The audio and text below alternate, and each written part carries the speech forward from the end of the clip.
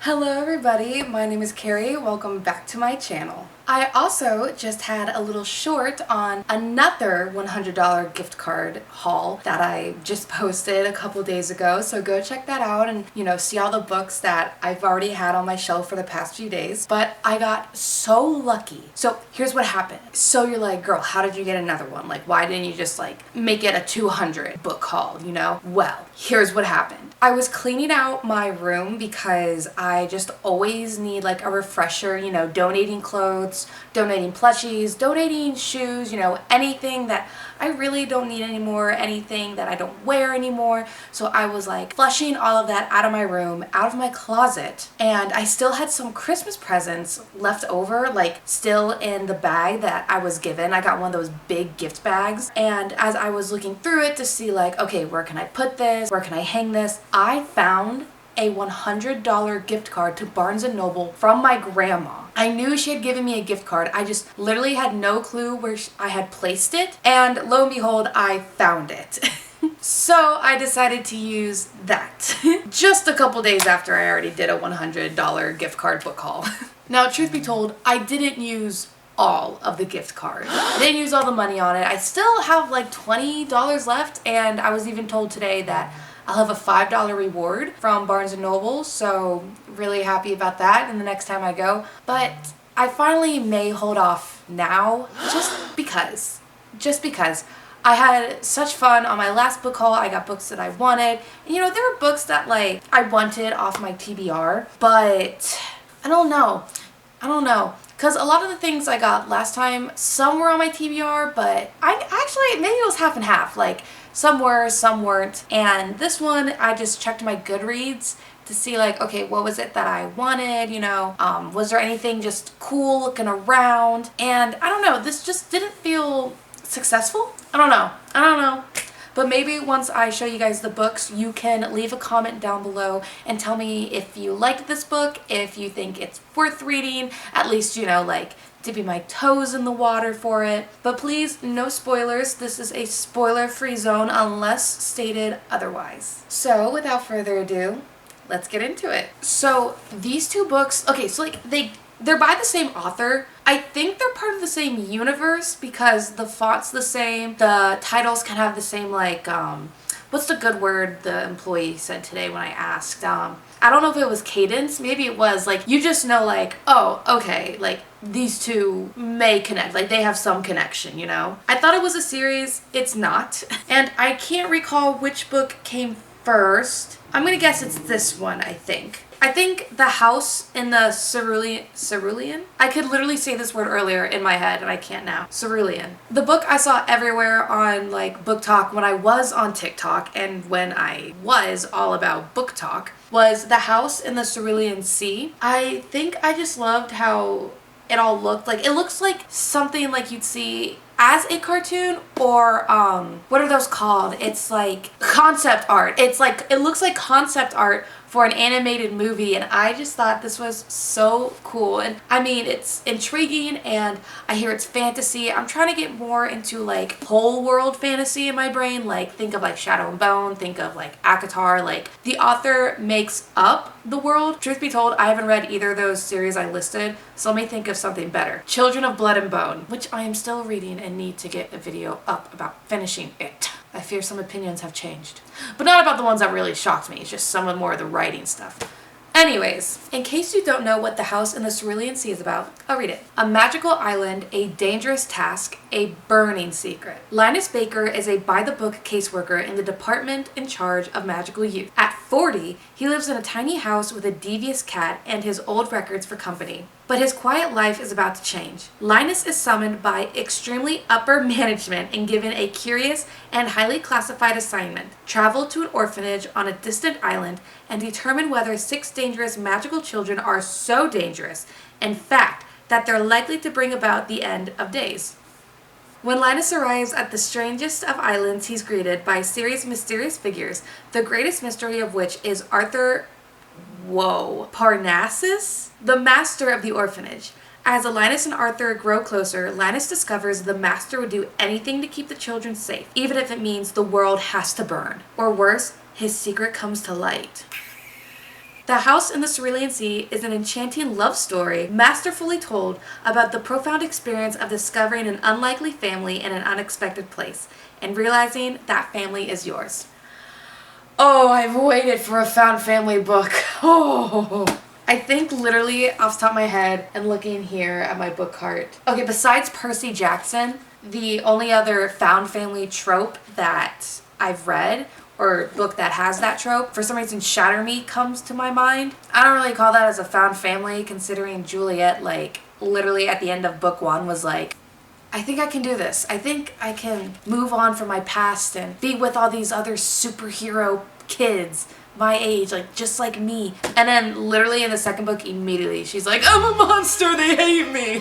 It's like, girl, they're literally telling you, you can't, like, you don't know, like, you can't control it. Like, you were given this power. Like,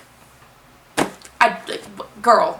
Sorry, that's just my opinion. Also, sorry if it's like getting super dark or it's like darkening. My bedroom light is out. I do not like to film in the dark. Okay, that's stupid. I've literally opened up, the two big windows in my room. I don't think my lamps would work, so. Anyways, also from the author of The House in the Cerulean Sea, TJ Klune has also written Under the Whispering Door. Now, this cover is what got me to be like, I want to read this book. I just like how the houses are stacked up onto each other.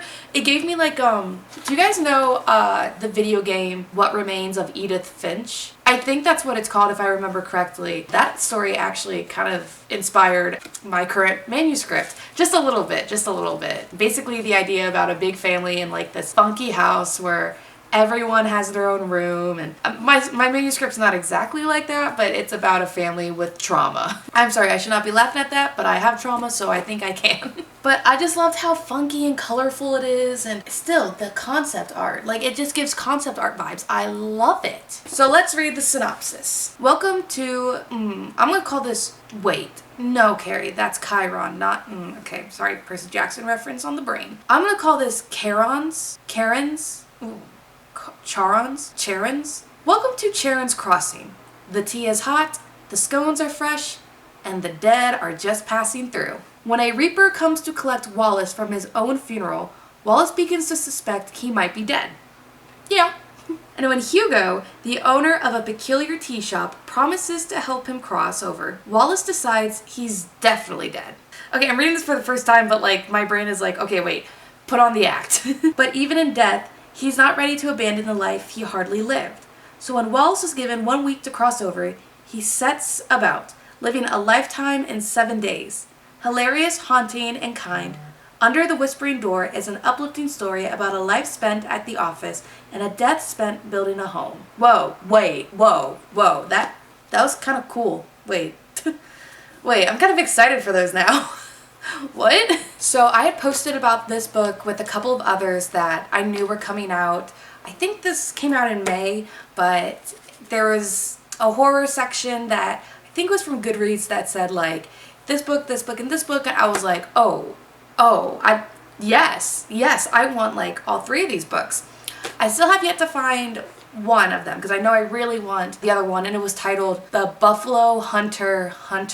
I'm still confused about that because there's no comma after the first hunter, so it's The Buffalo Hunter. I don't know if the Buffalo Hunter is named Hunter or what. It doesn't say that. The book that was also next to it was The Unworthy. And I'm sorry, I'm going to butcher her last name. Augustina Bazterrica? I'm so sorry. I'm super excited because basically it was outlined that this is a book about a cult, and I just have so many like thoughts and opinions and just like amazed about like cults and like, you know, like taking kind of advantage of religion in a way, and like believe whatever you want. If your opinion is religion is a cult, that's fine. And if you don't think that, that's great. That's awesome. I really wish I had more of your line of thinking because some people scare me. From her cell in a mysterious convent, cloistered away from the climate catastrophe that has plunged the world into chaos, a woman writes the story of her life and whatever she can find. Discarded ink, dirt, and even her own blood. A lower member of the Sacred Sisterhood, deemed an unworthy, she dreams of ascending to the ranks of the enlightened at the center of the convent and of pleasing the forbidding superior sister. Why is this so hard to read? But when a strange newcomer joins the ranks of the unworthy, the narrator is forced to consider her long-buried past. As she grows closer to the newcomer, she is increasingly haunted by questions that she can no longer ignore. How did she get to the sacred sisterhood? Why can't she remember her life before? And what really happens when a woman is chosen to be enlightened? I love talking about women and religion and society, how like those kind of go hand in hand, expectations and standards for women who are, very religious, and how there can be a lot of negatives when it comes to the mindset of someone like that. And to throw that in some kind of like cult nunnery, I'm eating it up. Baby, I grew up Catholic. Baby, I went to private schools all my life. Oh yes, I'm eating that up. I am falling for that propaganda. Wait, maybe I shouldn't say, that sounds bad. Wait, like the trend, you know what I mean? The last book that I have is by the author who really got me back into reading.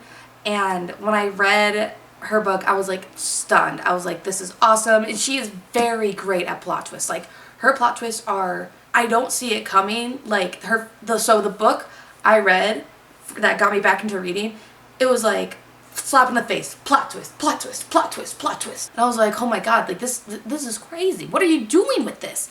And it really had me guessing. It really had me going. It just kind of kept getting better and better. And I will say the first book of hers that I read, I kind of look back at it now being like, that wouldn't fly. Pip doing that whole project would not fly. I can't believe her teachers even allowed her to do it in the first place. So yes, I am talking about A Good Girl's Guide to Murder, and more importantly, I'm talking about Holly Jackson, and I got the reappearance of Rachel Price. I thought of this book when I was listening to one of my, the only true crime podcasts I listen to. I need to expand my horizons. But anyways, there was an episode I was listening to on the way to work, and it was about a woman who just divorced her husband, but they were very cordial, and they still, helped their kids or whatever, but she was looking for her own place. They had been living in the same house, and yet with her husband, they were still so civil with each other. All of a sudden, she just randomly decided to leave with some hitchhikers and go down to Florida, and she had been living there under a different alias the entire time for years. I mean, I think 10 years or 10 to 15 years. It was like that. And I think even in this book it's 15 years she's been gone, the mom in the book. And it just made me think, I'm like, the name of that woman, of the wife who disappeared, leaving her family to think she's dead, her name kind of sounds a little bit like Rachel Price. And so I was just like, is this inspired by it? And I had known this book was out. I've obviously been to Barnes & Noble when this was announced, or, whenever I first saw it, versus listening to that episode of the podcast a few days ago. So let's read the blurb. Lights, camera, lies. 18-year-old Belle has lived her whole life in the shadow of her mom's mysterious disappearance. 16 years ago, Rachel Price vanished and young Belle was the only witness, but she has no memory of it. Rachel is gone, long presumed dead, and Belle wishes everyone would just move on. But the case is dragged up from the past when the Price family agrees to a true crime documentary. Belle can't wait for the filming to end, for life to go back to normal. And then the impossible happens. Rachel Price reappears and life will never be normal again. Rachel has an unbelievable story about what happened to her. Unbelievable, because Belle isn't sure it's real. If Rachel is lying, then where has she been all this time? And could she be dangerous? With the camera still rolling, Belle must uncover the truth about her mother and find out why Rachel Price really came back from the dead. From the world-renowned author Holly Jackson comes a mind-blowing masterpiece about one girl's search for the truth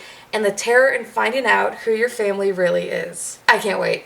Okay, as you can see, I have moved just slightly to my right, so I can be in the closet light way more, so you can actually see my face. I'm happy with what I found here. I don't know. I like my comfort. I like my comfort zone in murder mysteries, thrillers, psychological reading, and, I'm trying to dip my toe more into the book community, talking more, commenting on more posts of other bookstagrammers and influencers, and I'm just trying to be the best I think I can be, or I'm trying to be the best I want to be. But also, like I've said earlier in a few videos, and the other one, I'm desperately trying to make. I do have a job. I do have a job outside of, you know, this. Like, this is fun. I do like this. It is, like, pretty, like, a fun little guilty pleasure thing. I will say that. I don't know. With that, too, and just being like, you know, sometimes reading for me becomes a chore. And some things in my life don't feel like that. Like exercising, it doesn't feel like a chore. It's just like something I need to do for me. And reading is so good for you, and it's so good for me. It's just the publishing industry, the book industry, it's all becoming one of the same. And it seems like it's coming from genres that are like, you know, fantasy, for example. Why is everything literally the same plot? Like, I want something new. And so I found myself kind of thinking, and maybe this sounds arrogant, but I was just looking and I was like, damn, I need to get back to writing, because I want to find like fun books about like mermaids, but also mermaids that struggle with family issues or mental health, like, but they still have like this adventure, and you know, like they have character arcs, like, and I want to talk about witches who, you know, they're delving into taboo topics, but I need like a third theme, something that's like human, like relatable, something that me as a nearly 23-year-old girl can relate to, can feel as well, besides I'm fighting the devil, I have to save Earth, like, you know. So a part of me is just like, I want to be published so bad, because I think a part of me thinks I can be different. And I know, like, you're like, girl, and when your book to me sounds like all these other books, well, that's the thing. We all love our tropes. We all love our cliches. But it just seems like no one does it unique anymore.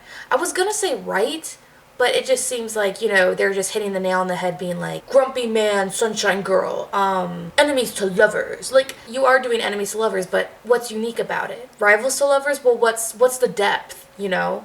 Is there something about the characters that really make them hate each other, or is there something else that is kind of human and relatable, as in like, this actually happens, or, you know, this is actually something that other people feel and it's all weighing down on one of the characters. I don't know if this makes sense. I don't know. I also want to talk about things in like other genres, like, or other genres. Basically just kind of like what I said earlier, just like normal humans who find out they're mermaids or witches, or I don't know, who are kidnapped or something, and they just stroll through life never knowing until it hits them, and they react like humans. But, you know, of course, fiction is fiction, so, you know, they're not exactly gonna be like, oh my god. It's just like, I compare myself so much to other authors, like best-selling, worldwide, New York Times bestseller. Like, I compare myself so much that it stops me from writing, and I know I just shouldn't do that. And reading, like I said, I love reading, but sometimes it becomes a chore. Like, I feel like I have to read, and I know I don't, because a lot of book influencers are talking about, like, you don't always need to read, like, you don't always need to, like don't read if you don't feel like it. And I do that. I don't read if I don't feel like it. Now, if I am close to a book, I really want to finish it, I will, you know? I can power through, like, some things. It's just, I just have a lot of great ideas for my future, and my degree is so hard to, like, it's world, publishing, editing, it's so hard to break into. It is so hard to break into. I was given this chance to be published 5 years ago now, maybe 6, and I don't even write what I published. Like, I went through this whole publishing industry, like, you know, a smaller one, not well known, like Penguin Random House, and I just didn't care for it so much. I was in high school, and so many people are like, but that's so cool. Yeah, but then it just became something I needed to do, but not like what my heart wanted, you know? Like, I think I was focused too much on thinking that I was gonna be like this breakout author, and that did not happen. It did not happen. I didn't even set up my payment method to get paid for my books whenever it did, and I didn't get it in time to, I didn't get to the publishers in time to say where I want my book sold, like at which Barnes & Noble. I don't know why I let it slip away, but I don't want to do that. I don't want to do that. Sorry, didn't mean to get so emotional. Whoa. Sorry, my defense mechanism for something like that is to turn it around with humor. Stupid humor, but, you know. Yeah, I mean, writing has been there for me. Whenever I could never convey an emotion, even if I wasn't conveying my emotions and I was turning to a manuscript I was working on, it didn't matter what the scene was, I just used to pour my heart out into it. And I don't know what's changed. Could be the fact that I've been on sertraline for like 2 years now. Okay, but anyways, sorry. Okay, no, but I do really want to do something with my writing, with reading, with books, with the publishing industry. And I kind of think like this YouTube channel would help me in some way, but I still have to show for it. Thinking of doing a write with me or spend a weekend writing with me video, you know, see how far I can get in my manuscript. Because I am rewriting a manuscript that seriously needs to be rewritten with more and better themes and ideas and motifs and what have you. So yeah, sorry that this book haul was not exactly $100 or over, and that this turned into some kind of talking to my camera therapy. But I hope that you guys kind of understand, like, when you've had a passion and all of a sudden it's kind of like a roller coaster being like, oh my god, like, I'm back into it, and then, oh no, I don't want to do that right now. No, I'm back into it. No, like, you know? But I guess we gotta take those up and downs with life, so just gotta make room for your passion. Well, I yapped for a bit, and I need to go finish Children of Blood and Bone because it's just taking me forever. I didn't get my Goodreads award for finishing a book in May because I didn't finish Children of Blood and Bone in May, and I still haven't. It's June. It's June 5th. Thank you so much for watching this video.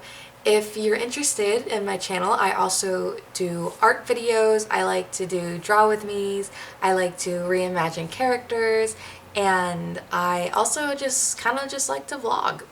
Oh, I also love analyzing poems and songs and god, anything in like books. I'm gonna have a big thing to talk about when I do finish Children of Blood and Bone because that does have some really, really good undertones for its like overall theme, I believe. So yeah, wherever you are, I hope you have a good morning, evening, afternoon, night. I just hope you're good. Bye!